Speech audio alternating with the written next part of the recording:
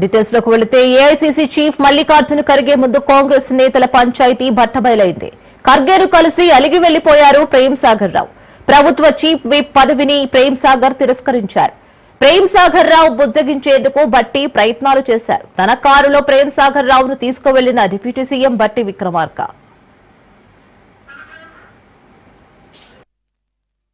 AICC chief Kharge ఎమ్మెల్యేల అభిప్రాయాలు తీసుకున్నారు.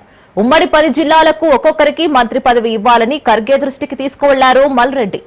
స్టేట్ పాపులేషన్ లో 46% రంగారెడ్డి, హైదరాబాద్ నుంచి రాబోయే రోజుల్లో పెరిగే సీట్లలో ఇక్కడే పెరుగుతాయని అన్నారు. స్టేట్ సగం జనాభా ఉన్న జిల్లాకు మంత్రి పదవి ఇవ్వకపోతే ఏం సంకేతం ఇస్తున్నట్లు అని అన్నారు రంగారెడ్డి. హైదరాబాద్లలో 46% జనాభా ఉందని సీఎం అసెంబ్లీలో చెప్పారని కూడా గుర్తు చేశారు.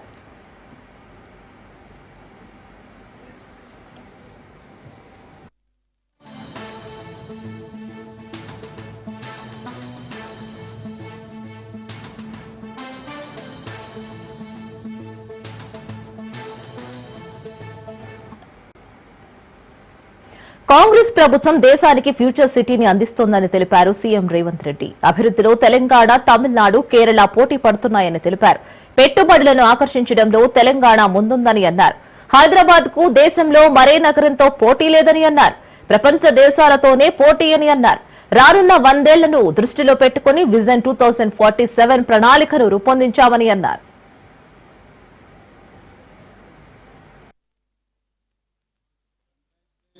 Malabar tea. Why? Because you have established your manufacturing unit in right place, right state, right city. We are highest consumers of gold. Telugu people or Telugu women are highest buyers of gold. After that, Kerala, Tamil Nadu, after that, Karnataka, 4th place is Kerala. Manufacturing side, Malabar Gold is one of the best organization. Telangana రాష్ట్రంలో మీ manufacturing unit పెట్టడం ద్వారా సరైన రాష్ట్రంలో సరైన వ్యాపారాన్ని మీరు ప్రారంభించారు. ఈరోజు తెలంగాణ రాష్ట్రము పెట్టుబడులను ఆకర్షించే దిశగా తెలంగాణ రాష్ట్రం దేశంలోనే ఒక వ్యాపార కేంద్రంగా హైదరాబాద్ నగరాన్ని తీర్చిదిద్దాలని ఈరోజు మన ప్రభుత్వం ప్రయత్నం చేస్తున్నది. అందులో భాగంగానే ముఖ్యంగా ఈ మహేశ్వరం ఈ ప్రాంతాన్ని 4వ నగరంగా భారత్ ఫ్యూచర్ సిటీ ప్రణాళికలతో ముందుకు వస్తున్నాం. కులీ కుతుబ్ షాయిలు హైదరాబాద్ నగరాన్ని నిర్మిస్తే, ఆ తర్వాత నిజాం నవాబులు హైదరాబాద్ సికింద్రాబాద్ నిర్మిస్తే, ఆ తర్వాత చంద్రబాబు నాయుడు, రాజశేఖర్ రెడ్డి గారు సైబరాబాద్ ని 3వ నగరాన్ని నిర్మించారు. ఇప్పుడు కాంగ్రెస్ ప్రభుత్వం 4వ నగరాన్ని భారత్ ఫ్యూచర్ సిటీని ఈరోజు ప్రపంచానికి అందించబోతుంది. ఆ భారత్ ఫ్యూచర్ సిటీ మహేశ్వరం శాసనసభ నియోజకవర్గ పరిధిలో ఉన్నది. 30,000 ఎకరాలతోని ప్రపంచంలోనే అధునాతనమైన నగరాన్ని ఇక్కడ నిర్మించడం ద్వారా ప్రపంచ దేశాలతో పోటీ పడే విధంగా. కానీ పెట్టుబడుల కోసం ప్రపంచ నగరాలను సందర్శించినప్పుడు New York, Tokyo, Japan, Singapore, South Korea లాంటి నగరాలను దేశాలను పర్యటించినప్పుడు హైదరాబాదు నగరం ప్రపంచంతోనే పోటీ పడగలుగుతుంది. హైదరాబాదు ప్రపంచంతో పోటీ పడగలిగిన నైపుణ్యత ఈ ప్రాంతంలో మన యువతలో ఉన్నది అని ఐ వాంట్ టు కంగ్రాచులేట్.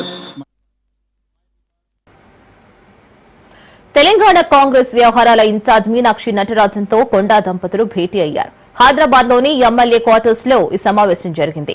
ఈ నేపథ్యంలో వరంగల్లోని తాజా పరిణామాలను కొండా దంపతులు మీనాక్షి నటరాజన్ కు వివరించగా, కాగా ఇటీవల సొంత పార్టీ నేతలపై కొండా మురళి తీవ్ర విమర్శలు చేశారు. ఈ క్రమంలో కొండాకు వ్యతిరేకంగా వరంగల్ పార్టీ నేతలు ఏకమయ్యారు. అంతేకాదు కొండా మురళిపై ఆయన వ్యతిరేక వర్గం చర్యలకు పడుబడుతోంది.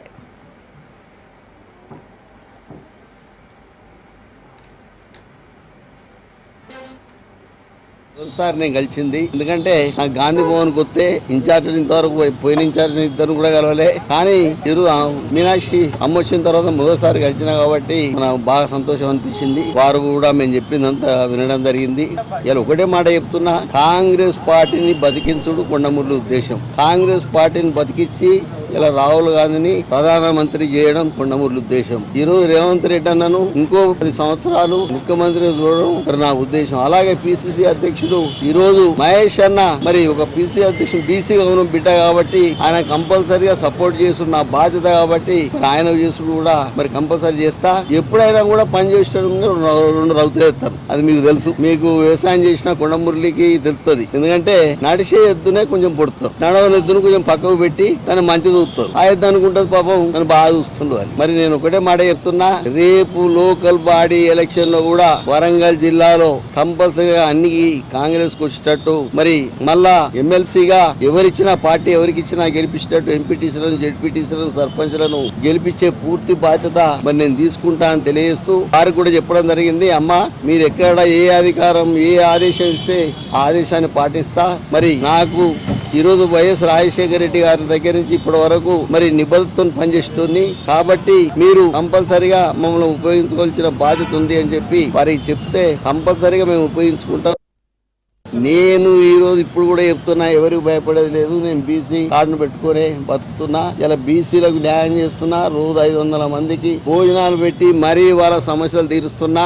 నేను ఎవరి గ్రూప్ తగాదాలు ఉన్నాయి, పొద్దున్న లేస్తే సాయంత్రం వరకు నాకు ఉండేది జనంతోనే ఉంటే తప్ప నేను ఇంతవరకు ఏ కాన్స్టిట్యున్సీ కూడా తిరిగా. ఒక్క కొండా సూర్య కాన్స్టిట్యున్సీ కూడా నేను వాడాలి తిరిగా. నేను కరెక్ట్ గా క్యాంప్ ఆఫీస్ కో ఇంట్లోనో కూర్చుంటా. నేను ఆర్గనైజేషన్ చేస్తా. ప్రతి ఒక్కరి పేరు కూడా గుర్తు పెట్టుకుంటా. నేను ఏ ఏరియా నుంచి వచ్చిన వాళ్ళను గుర్తు పెట్టుకుని అడుగుతాం, మీరు పలానా ఏరియా నుంచి వచ్చినారు కాబట్టి. అనగారిన వర్గాలు మరి ఎవరి దగ్గరకు వస్తాయి? బలవంతుని దగ్గరకు వస్తాయి. అరే మా బీసీ వాడు బలవంతుడు వాడు ఉన్నాడు, మరి ఆయన చెప్పుకుంటే పనులు అయితే అని మన ఐరికి వస్తాయి. అంతే తప్ప దాని గ్రూపులు అని మాత్రం అనకండి దయచేసి. వాళ్ళ సమస్యలు తీర్చేందుకు నేను ముందు ఉంటున్నా కాబట్టి నేను దేనికి కూడా భయపడేది లేదని ఇదివరకు కూడా చెప్పినా. ఇలా అనగారిన వర్గాల వాళ్ళకు ఇబ్బంది కాకుండా చూసే పనే చేస్తుంది తప్ప వేరే లేదు. ఆమె ఇద్దరు కొండా మురళి కొండా సురేఖ దంపతుల కూతురు. మాలో ప్రవహించేది రాజకీయ రక్తం, ప్రజాసేవ మా ఆలోచన. అది దానికి వంశపారపర్యంగా రావడంలో తప్పు లేదు. అది ఎక్స్పెక్టేషన్ పెట్టుకోవడంలో తప్పు లేదు. దాని ఆలోచనలను కాదు వద్దు అనేటువంటి అధికారం మాకు లేదు. ఎందుకంటే she's major, she knows everything. తన ఫ్యూచర్ ఏందో తను సెలెక్ట్ చేసుకునే అధికారం తనకున్నది కాబట్టి ఆ ఉద్దేశంతో తను పెట్టుంటది కాబట్టి దాన్ని క్వశ్చన్ చేసే అధికారం మాకు లేదు. భవిష్యత్తులో పార్టీ ఏ నిర్ణయం తీసుకున్నా దానికి కట్టుబడి ఉంటాం కానీ షీఈ్ ఎక్స్పెక్టింగ్, తను ఎక్స్పెక్టింగ్ అని చెప్పి పెట్టుకుంది. దాంట్లో తప్పేం లేదని దాని మీద నేనేం కామెంట్ చేయదలుచుకోలేదు. ఎందుకంటే నాకు ఇచ్చిన శాఖ మీద నేను దృష్టి సారించి ఎక్కడ కూడా మరి రూల్స్ అగేన్స్ట్ గా నేను వెళ్లకుండా రూల్స్ ఫాలో అవుతూ నా డిపార్ట్మెంట్ నేను ముందుకు తీసుకుపోతా ఉన్నాను. ఆ డిపార్ట్మెంట్ లో నేను ఒక మంచి పేరు తెచ్చుకోవాలనేటువంటి ఉద్దేశంతో పనిచేస్తా ఉన్నాను. మరి దానికి మంత్రి కోమటిరెడ్డి వెంకటరెడ్డి కీలక వ్యాఖ్యలు చేశారు. కేసీఆర్ అసెంబ్లీకి రావాలని, ఆయన వస్తే అన్ని అంశాలపై చర్చ జరుపుతామని మంత్రి కోమటిరెడ్డి వెంకటరెడ్డి తెలిపారు. బీఆర్ఎస్ నేతలు హరీష్ రావు, కేటీఆర్ తో తమకు సంబంధం లేదని, వాళ్లు లెక్కలలోకి రారు అని ఎద్దేవా చేశారు. కేసీఆర్ మేము ఉద్యమంలో పనిచేశామని అన్నారు. తెలంగాణ ఇచ్చింది కాంగ్రెస్ పార్టీ. హరీష్ రావు ఉత్తి ఎమ్మెల్యే, డిప్యూటీ ఫ్లోర్ లీడర్ కాదు. అసెంబ్లీకి ప్రతిపక్ష నేత వచ్చి మా తప్పు ఒప్పులు చెప్పాలని డిమాండ్ చేశారు. మీకు తెలుసు, లాస్ట్ క్యాబినెట్ మీటింగ్ లో దాన్ని అప్రూవ్ చేయడం జరిగింది. ఆ రోడ్స్ ని ఫైనలైజ్ చేసుకుంటూ వెంటనే టెండర్లు పిలిచే కార్యక్రమాన్ని చేసుకుంటూ మిగిలిపోయిన డిపిఆర్ డీటెయిల్ ప్రాజెక్ట్ రిపోర్ట్ కానివ్వండి, ఆ రోడ్ కి సంబంధించిన ఎక్కడెక్కడ ఏమేమి ఉండాలని చెప్పి ఇంజనీర్స్ కన్సల్టెన్సీ వాళ్ళంతా కలిసి మరొకసారి ఇన్స్పెక్షన్ చేసుకుంటూ సీఎం గారితో మరొకసారి రేపు చర్చించి ఈ మంత్ ఎండింగ్ కే కనీసం ఒక 12 నుంచి 15 ప్యాకేజీల వరకు పిలిచి ఆగస్ట్ ఎండింగ్ వరకు అగ్రిమెంట్ పూర్తి చేసి సెప్టెంబర్ మొదటి వారంలో వర్క్ స్టార్ట్ చేసే విధంగా చేయాలన్నదే మా ప్లాన్. 6,500 కోట్లతోని రూరల్ రోడ్స్ టెండర్లు పిలిచి 2,500 కోట్ల రూపాయల పైన పనులు కూడా మొదలైనాయి.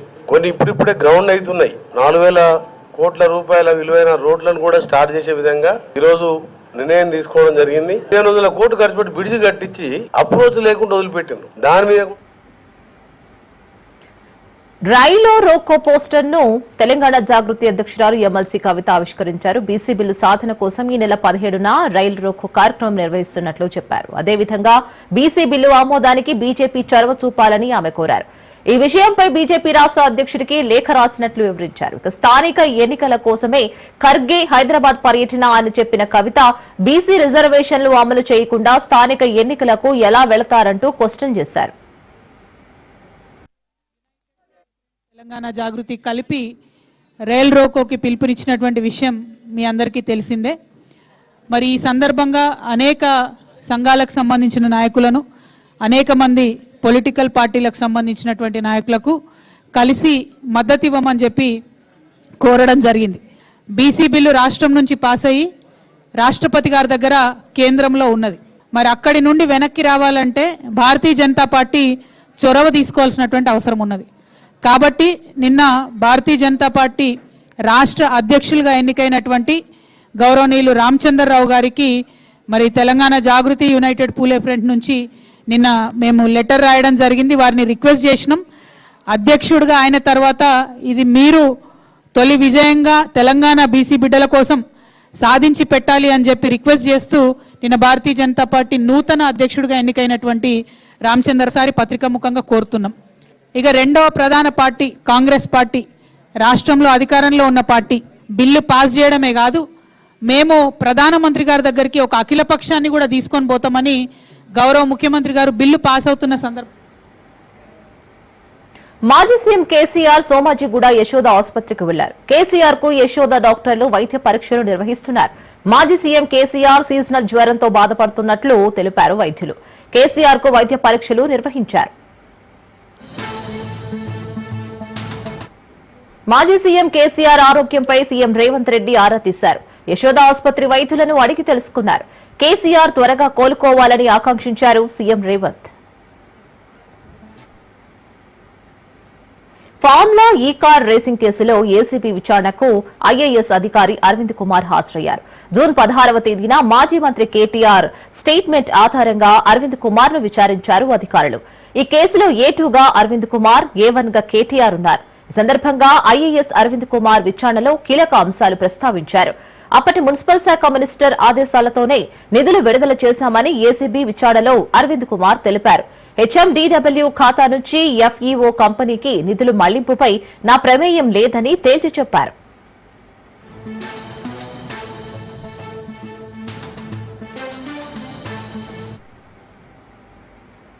సిగాచి పరిశ్రమలో పేలుడు ఘటనపై నిపుణుల కమిటీ రంగంలోకి దిగింది. ఈ పేలుడు ఘటనపై అధ్యయనం చేసి నివేదిక ఇవ్వాలని 4 నిపుణులతో కూడిన కమిటీని ప్రభుత్వం ప్రకటించింది.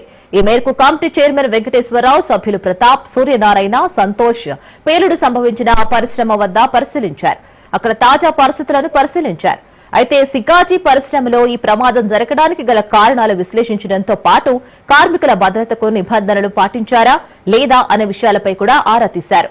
ఈ పేలుడుకు గల కారణాలు ఏంటి, ఇటువంటి ప్రమాదాలు పునరావృతం కాకుండా తీసుకోవాల్సిన చర్యలపై ఈ కమిటీ నెల రోజుల్లో ప్రభుత్వానికి నివేదిక సమర్పించనుంది.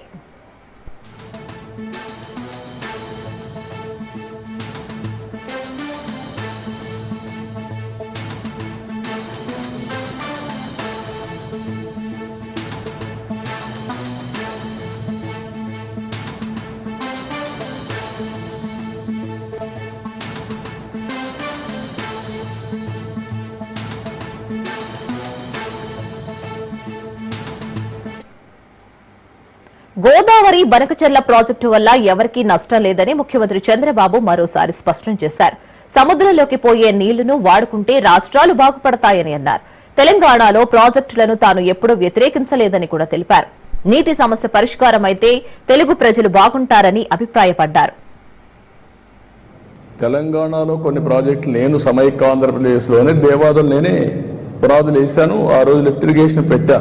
శ్రీశైలం ఎస్ఎల్బిసి, ఇప్పుడు మాధవరెడ్డి కెనాల్, అది చూసిన తర్వాత ఆ రోజు నేను దేవాదుల ప్రాజెక్టు కూడా లిఫ్ట్ ఇరిగేషన్ సాధ్యమని గోదావరి పైన ఆ లిఫ్ట్ ఇరిగేషన్ పెట్టాం. అదే సమయంలో ఇక్కడికి వచ్చిన తర్వాత ఆంధ్రాలో పుష్కర, తాటిపూడి 2 లిఫ్ట్ ఇరిగేషన్ తీసుకొచ్చాను. తర్వాత కొన్ని వీళ్ళు దేవాదుల ఇవన్నీ కూడా వచ్చాయి. రాజశేఖర రెడ్డి ఉన్నప్పుడే ఎల్లంపల్లి అన్నారు, అది రాలేదు, అది కూడా పెద్ద స్కామ్ అయింది. తర్వాత ఈరోజు వీళ్ళు దేవాదులు తీసుకొచ్చారు.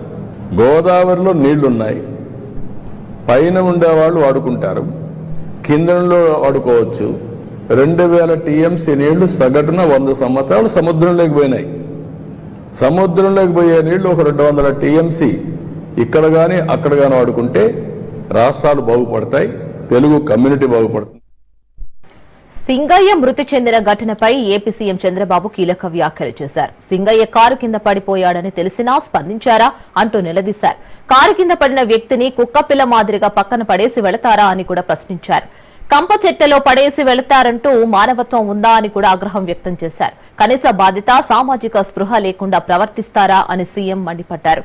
సింగయ్య భార్యను పిలిపించి బెదిరించి రాజకీయం చేయాలని చూస్తారా అని కూడా ఫైర్ అయ్యారు.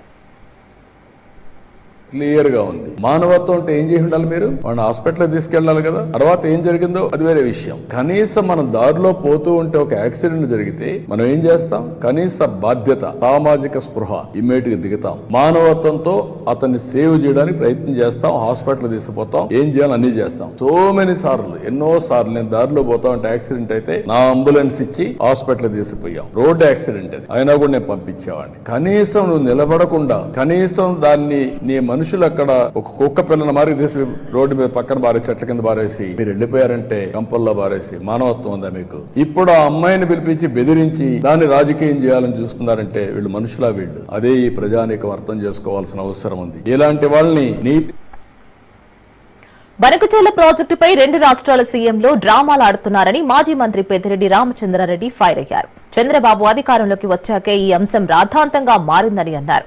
ఇద్దరు గురు శిష్యులే కావడంతో డైవర్షన్ పాలిటిక్స్ కు పాల్పడుతున్నారని ఆయన ఆరోపించారు. జగన్ సీఎం అయితేనే బనకచెర్ల పూర్తవుతుందని అన్నారు. రాయలసీమ సస్యశ్యామలం కావాలంటే తిరిగి వైసీపీ ప్రభుత్వం అధికారంలోకి రావాలని పెద్దిరెడ్డి రామచంద్రారెడ్డి తెలిపారు. అన్ని డైవర్ట్ చేసే పాలిటిక్సే చేస్తూ ఉన్నాడు చంద్రబాబు నాయుడు.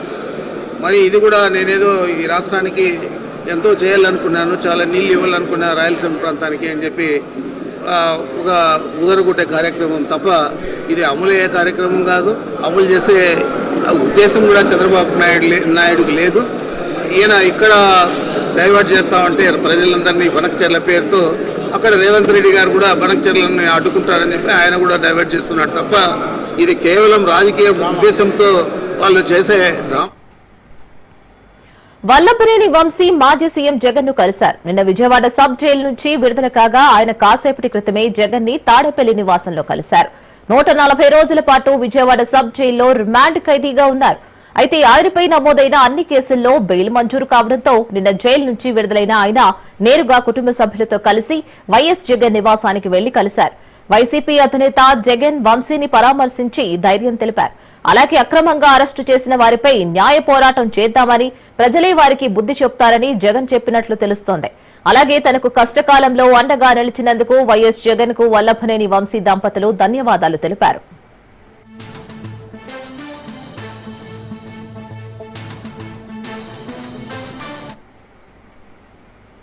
విజయవాడ క్యాంపు కార్యాలయంలో ఉత్తరాంధ్ర ఇరిగేషన్ ప్రాజెక్టులపై మంత్రి నిమ్మల రామానాయుడు సమీక్ష నిర్వహించారు. సీఎం చంద్రబాబు ఆదేశాలతో ఉత్తరాంధ్ర ప్రజలకు సాగు, త్రాగు నీరందించే లక్ష్యంతో పెండింగ్ ప్రాజెక్టులను గాడిలో పెట్టే ప్రయత్నం చేస్తున్నామని మంత్రి నిమ్మల రామానాయుడు తెలిపారు. గత 5 ఏళ్లు ఉత్తరాంధ్ర ప్రాజెక్టులను వైసీపీ ప్రభుత్వం పట్టించుకోలేదని మంత్రి నిమ్మల ఆరోపించారు. 90% పనులు పూర్తయిన వంశధార స్టేజ్ 2, తోటపల్లి బ్యారేజీ పనులను గత ప్రభుత్వం గాలికి వదిలేసిందని మండిపడ్డారు. హీరమండలం లిఫ్ట్, మద్దుల వలస స్టేజ్ 2, జంజ్యావతి రిజర్వాయర్ పనులు వేగవంతంపై కూడా చర్చించారు. జైకా నిధులతో నత్తనడకన సాగుతూ నిలిచిపోయిన ఆంధ్ర రిజర్వాయర్, రైవాడ, పెద్దంకలం, పెద్దగడ్డ, వట్టిగడ్డ పూర్తి చేయడానికి ఉన్న అవాంతరాలపై సమీక్షలో చర్చించారు.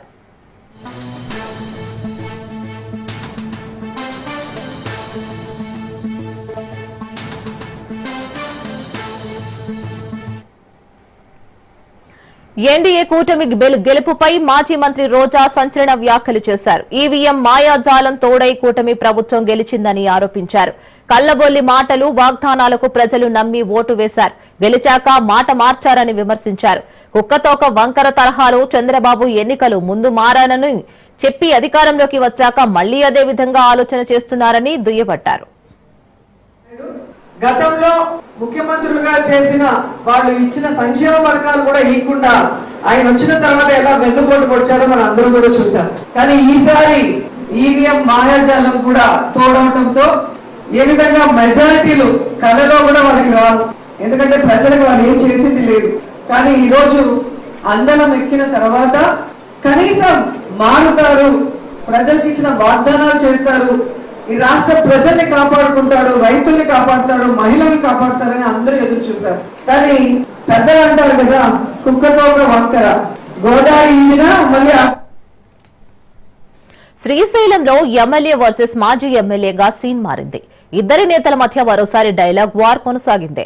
అభివృద్ధి విషయంలో ఇరువురు నేతలు పరుష పదజాలంతో విమర్శలు చేసుకుంటున్నారు. ఎమ్మెల్యే బుడ్డా రాజశేఖర్ రెడ్డికి శిల్పా చక్రపాణి రెడ్డికి సవాల్ విసిరారు. దీంతో మాజీ ఎమ్మెల్యే శిల్పా చక్రపాణి రెడ్డికి బుడ్డా రాజశేఖర్ కౌంటర్ అటాక్ ఇచ్చారు. డబ్బులు ఉన్నాయి కదా ఇష్టం వచ్చి మాట్లాడితే కుదరదమ్మా. ప్రజలకు సేవ చేస్తాం, మళ్ళీ ప్రజల దగ్గర పోతాం. డబ్బు పెట్టుకునేది ప్రజలను భయపించే అలవాటు మాకు లేవు. ఇన్ని సంవత్సరాలు దగ్గర ఆలోచన మా తల్లి గారు ఉన్నప్పటి నుంచి ఇప్పటి వరకు కూడా ప్రజలకు సేవ చేసే భాగంలోనే ఉన్నాం. కానీ గెలిచినా ఓడిపోయినా ఇదే వాళ్ళకి అందుబాటులో. ఇది ఎవరో తెలియదు. ఇప్పుడు 3 నెలలకు ఒకసారి వస్తాం, వచ్చేదేదో మాట్లాడుకోవచ్చు. అవును ఎక్స్-ఎమ్మెల్యే గారు నువ్వేం చేసావు 5 ఏళ్ళలో ఆయన చేసా అని చెప్తావు, నువ్వేం చేసావు అడగండి. ఈ లిస్ట్ ఏమన్నా నేను ఇస్తా, 2014-19కి ఇస్తా లిస్టు, ఇప్పుడు ఇవ్వదు. కడప జిల్లాలో ఉగ్రకుట్రలపై పోలీసులు కూపీలాగుతున్నారు. 2 ఉగ్రవాదుల భార్యలను పోలీసులు అరెస్ట్ చేశారు. సిద్దిక్ భార్య సైరాబాను, మహమ్మద్ అలీ భార్య షమీం కు రాయచోటి కోర్టు 14 రోజులు రిమాండ్ విధించింది. రాయచోటి సబ్ జైలుకు నిందితులను తరలించారు. నిందితుల ఇళ్లలో పేలుడు పదార్థాలు బయటపడ్డారు.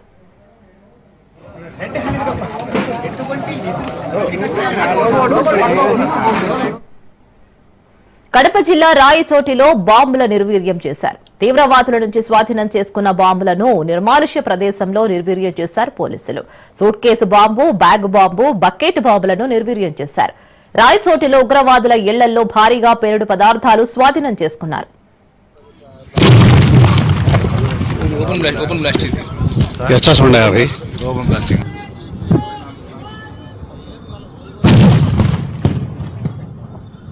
అంతే సార్.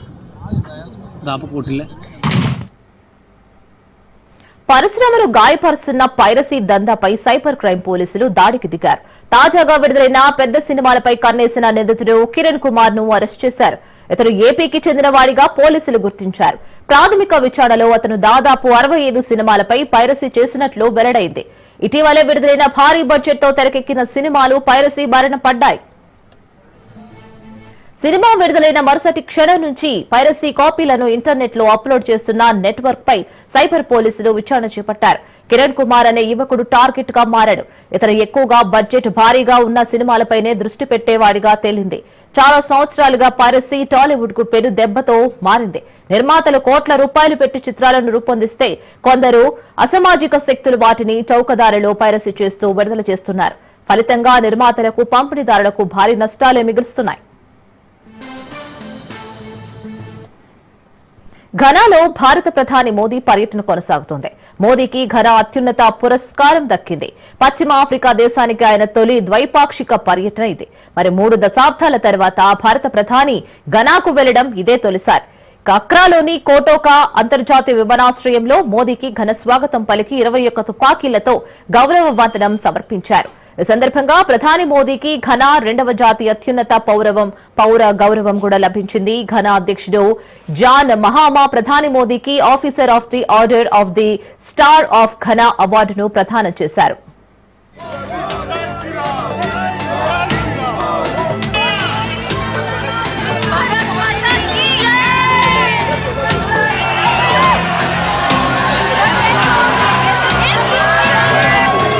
समर्पित की। प्रधानमंत्री मोदी ने कहा कि घाना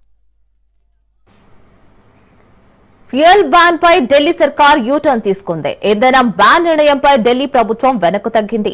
ఢిల్లీలో ఇంధనం బ్యాన్ సాధ్యం కావడం లేదంటుంది ప్రభుత్వం. కాలుష్యకారక వాహనాలను సీజ్ చేస్తామని తెలిపింది. 10 ఏళ్లు దాటిన వాహనాలపై గతంలో బ్యాన్ విధించారు. అయితే అది సాధ్యం కావడం లేదని 3 రోజుల తర్వాత బ్యాన్ ఎత్తేసింది ఢిల్లీ సర్కార్.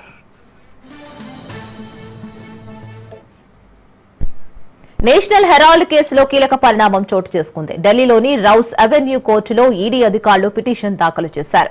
యంగ్ ఇండియా కంపెనీ పేరిట అక్రమాలు జరిగాయని, దాదాపు 2000 కోట్ల మనీ లాండరింగ్ జరిగిందంటూ ఈడీ అభియోగం మోపింది. ఈ క్రమంలోనే సోనియా గాంధీ, రాహుల్ గాంధీలను విచారించేందుకు అనుమతి ఇవ్వాలని పిటిషన్లో తెలిపింది. కాగా ఈ కేసులో ఇప్పటికే సోనియా, రాహుల్ సహా తదితరులపై ఈడీ ఛార్జిషీట్ దాఖలు చేసింది. అంతేకాదు యంగ్ ఇండియన్ సంస్థ ద్వారా అసోసియేటెడ్ జర్నల్ లిమిటెడ్ ఆస్తులను అక్రమంగా స్వాధీనం చేసుకున్నారని ఈ ఛార్జ్ షీట్ లో ఈడీ స్పష్టం చేసింది. దీని నుంచి 2000 కోట్ల విలువైన ఆస్తులను అక్రమంగా వారు పొందారని కూడా ఆరోపిస్తోంది. 10 ఏళ్ల నాటి లైంగిక వేధింపుల కేసులో బాంబే హైకోర్టు సంచలన తీర్పు తెలిపింది. ఐ లవ్ యూ అని చెప్పడం లైంగికంగా వేధింపులకు గురి చేసినట్లు కాదని కోర్టు తెలిపింది. 11వ తరగతి చదువుతున్న 17 ఏళ్ల బాలికకు 2015 అక్టోబర్లో ఓ యువకుడు ఐ లవ్ యూ చెప్పాడు. దాంతో తమ కూతుర్ని ప్రేమ పేరుతో లైంగికంగా వేధించాడని ఆ బాలిక తల్లిదండ్రులకు పోలీసు ఫిర్యాదు చేశారు.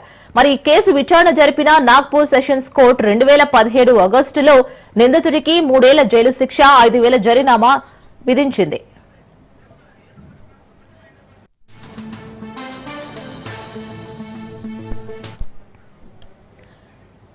హిమాచల్ ప్రదేశ్ ను భారీ వర్షాలు, ఆకస్మిక వరదలు అతలాకుతలం చేస్తున్నాయి. కుండపోత వర్షాల కారణంగా భారీ వరదలు సంభవించాయి. పలు చోట్ల కొండ చర్యలు విరిగిపడ్డాయి. ఇప్పటి వరకు 10 మంది మృతి చెందగా మరో 34 మంది గల్లంతయ్యారు. ముఖ్యంగా మండి జిల్లాలో పరిస్థితి అత్యంత దయనీయంగా మారింది. రాష్ట్ర వ్యాప్తంగా సహాయక చర్యలు ముమ్మరంగా కొనసాగుతున్నాయి. గత 32 గంటల్లో సుమారు 332 మందిని సురక్షిత ప్రాంతాలకు తరలించారు. వరద ప్రభావిత ప్రాంతాల్లో సహాయక చర్యలను ముమ్మరం చేశారు.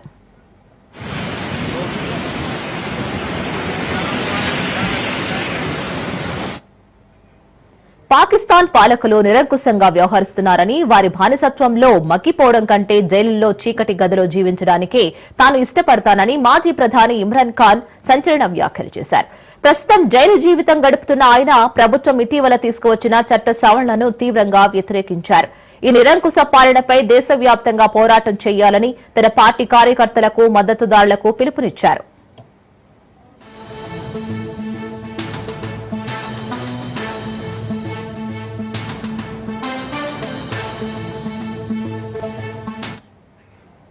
అమెరికాలో మరోసారి కాల్పులు కలకలం రేపాయి. చికాగోలోని అరిస్ట్ లాంజ్ నైట్ క్లబ్ లో జరిపిన కాల్పుల్లో 4 మృతి చెందారు.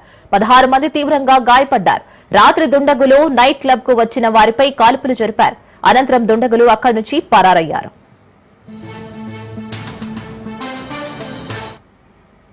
5 టెస్ట్ మ్యాచ్ల సిరీస్ లో భాగంగా ఇంగ్లాండ్ జట్టుతో జరుగుతున్న 2వ టెస్టులో Team India captain Shubman Gill double సెంచరీతో చెలరేగాడు. 311 పరుగులు ఎదుర్కొన్న గిల్ మొత్తం 21 ఫోర్లు, 2 సిక్స్లతో డబుల్ సెంచరీ సాధించాడు. దీంతో ఇంగ్లాండ్లో డబుల్ సెంచరీ చేసిన 3వ భారత్ బ్యాట్స్మెన్ గా గిల్ రికార్డు నెలకొల్పాడు. గిల్ అద్భుత డబుల్ సెంచరీతో టీమిండియా తొలి ఇన్నింగ్స్ లో భారీ స్కోర్ సాధించింది. భారత తొలి ఇన్నింగ్స్ లో భారత్ 587 పరుగులకు ఆలౌట్ అయింది.